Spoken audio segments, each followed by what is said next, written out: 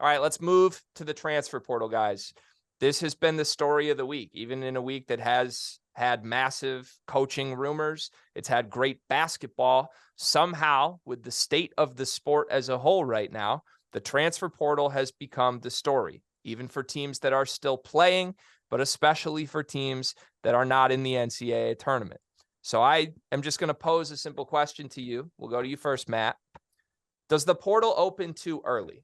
Is there no buffer? Should there be a buffer between this beginning of this awesome postseason that is now upon us and every single player from teams that have wrapped their season trying to find a new school? I think when the clock hits zero, for any team, it becomes a very selfish time. I think it becomes a selfish time for coaches. I think it becomes a selfish time for players. I think it becomes a selfish time for everyone because everyone's kind of looking at their situation and what can I get? Where like, even a guy that's out of school, I want more shots, I want more minutes, I want more play, like whatever it may be, it becomes very, very selfish when the clock hits zero. And coaches as well, because if you have a really good season, and then coach, other schools are courting you, and it's just a selfish time. It's a challenging time. It's a challenging time for coaches too. It's a challenging time for players. And as a coach, when you get that text message that says, "Hey, coach, can we meet?" You know what's getting ready to come, and you No, can have buddy, just go ahead and go up to the compliance office. right. Just send them straight to compliance. It's I think it's the hardest time of year as a coach. I mean, when you're in the season, you're preparing for games and you're scouting and you're doing those types of things, or you're in the preseason, you're getting ready for the season. I think from when the clock hits zero to really May is the most challenging time as a coach because of that. You're trying to re-recruit your players. You're having player meetings. If you're at a mid-major to a low major level and someone has a good year and you're meeting with a player and he's I'm in. And then 5 weeks later, you get that text message that says, "Hey, coach, can we meet?" You know what's getting ready to come. And it's hard and it's challenging and you don't sleep. You don't sleep. I mean, you don't sleep during the season because you're preparing for games. But when that clock hits zero and you're dealing with that portal and you're trying to get guys and recruit guys out of the portal, but you're also trying to re-recruit your own players, it is a tough, difficult, challenging time. And you never know, especially, if a high major school comes knocking with NIL now and you can't compete with the number that's being thrown out there, it's tough. This is a difficult, when that clock hits zero, No, man, it's harder. And before it used to, when it got zero, it was like, okay, this is an opportunity for everyone to take a breath. We're going to take a week off and we're going to go start recruiting and focusing on next year's roster. You don't have that anymore. Yeah. You don't have No, that. the first thing you do is you have your individual meetings because you need to know.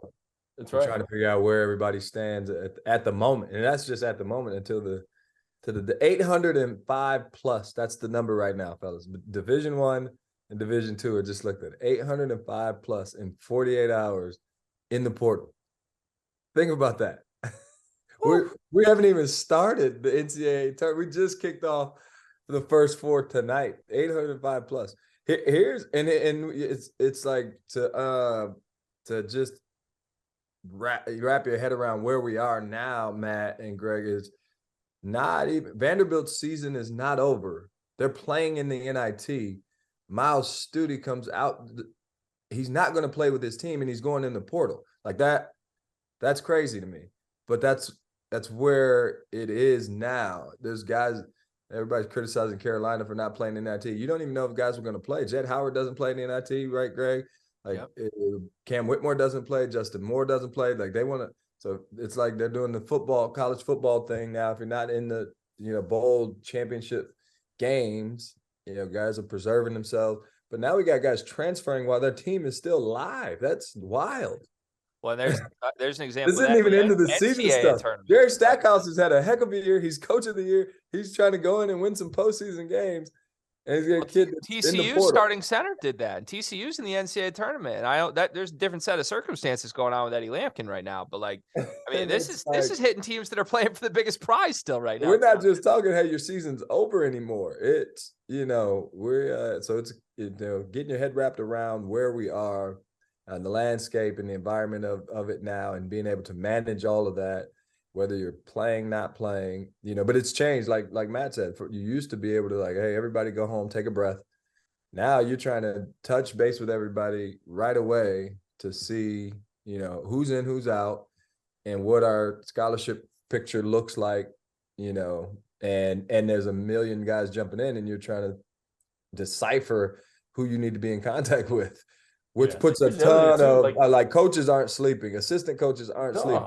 Those. Here's the other thing too, is like Laval, this, like a lot of schools right now are going on spring break, so your season's over and your kids are going home or they're going somewhere on spring break, and you're just trying to track them down because while they're home, they're getting hit from 9 million different directions about going in the portal, transferring up, transferring down. He's not getting you enough shots. He's not doing this. You're not doing that. You need to go somewhere else. And you're like, your mind is racing No question. Man, do I need to fly to his hometown and meet with him and his family face to face? Well, the season just ended. You want to give them a little space. Everyone wants to catch a breath, but you don't know what's being told to them while they're home. It is, when that clock hits zero, it becomes a very selfish time, and it's the most challenging time of the year for a coach. No question about it.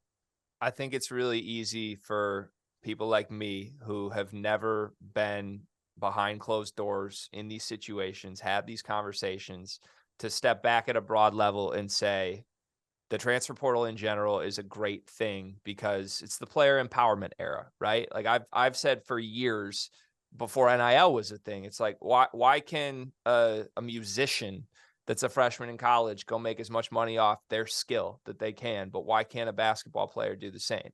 And why could a student that's unhappy just decide to flip schools, but a basketball player couldn't do the same?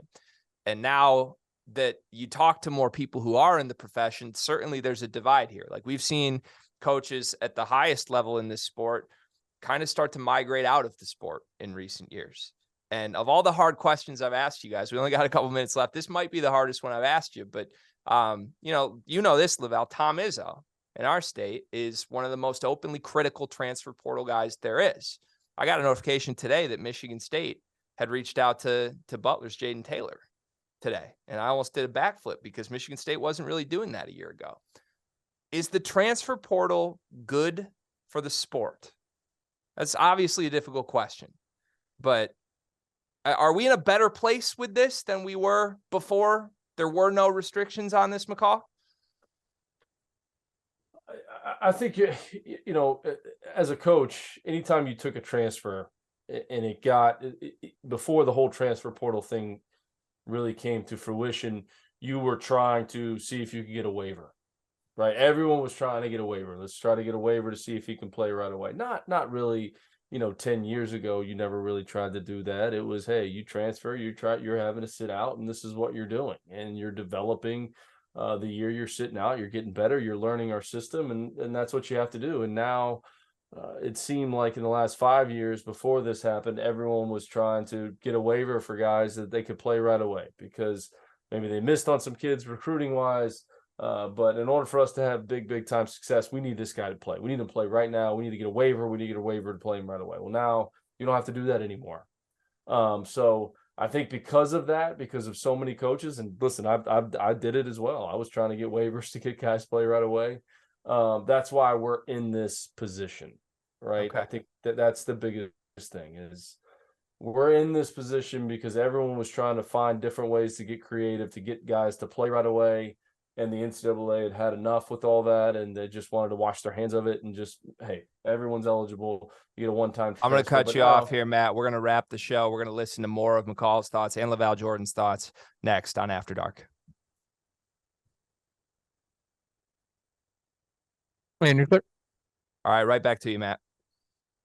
Yeah, I just think that's I think the NCAA wanted to wash their hands of the whole waiver process, and they're going to stamp, everyone one time and you get your one opportunity. But now people are going to, well, this guy's had a coaching change and he needs to transfer again. And let me get a waiver for this. So I don't think it's going to stop. But I think that's why we're at where we're at. Yeah, the combination of the two things, NIL and coming in the portal at being live, and you don't have to sit out, those two things coming in together has caused an explosion right? Because now it is not just, I'm looking for somewhere I can play, or I've been in a losing program and I want to play in the tournament. I want to find, it's not that, Bryce Hopkins going from Kentucky where he played 6 minutes and becoming a first team all Big East guy at Providence. Like, that's a great thing because it's just a better fit for the kid, and it worked out. And, being able to play right away when your coach gets fired or your coach leaves and takes another job, Devin Carter going to Providence because Frank Martin's out at South Carolina and he's looking for a new home, and he doesn't have to sit because it wasn't his decision. It was, they let his coach go. That makes, those are, that's good for when you say is it good for the sport. Now, but the combination now with NIL, because kids are coming into, I've talked to 6 coaches today, literally, and they've all said they've had guys come in their office, not the whole team, and say, like, I'm happy here, but I'm just curious of what I can get because I got friends that are getting this much. Yeah. That is, so the two things combined is like, now it's your market value in your thinking as a business. More so than, like I said, if your coach gets fired and you can go somewhere, find a home, if it just wasn't working out, so, good, bad, or indifferent, it's here.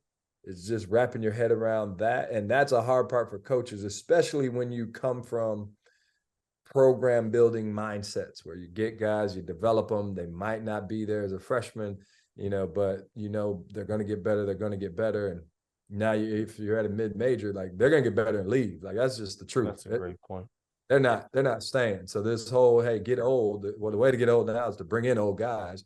But if you have a system, they got to come in and learn on the fly. So coaches are adjusting or simplifying what they do because, in the NBA, everybody kind of speaks the same language and plays the same way. So free agents can come in and hit the ground running.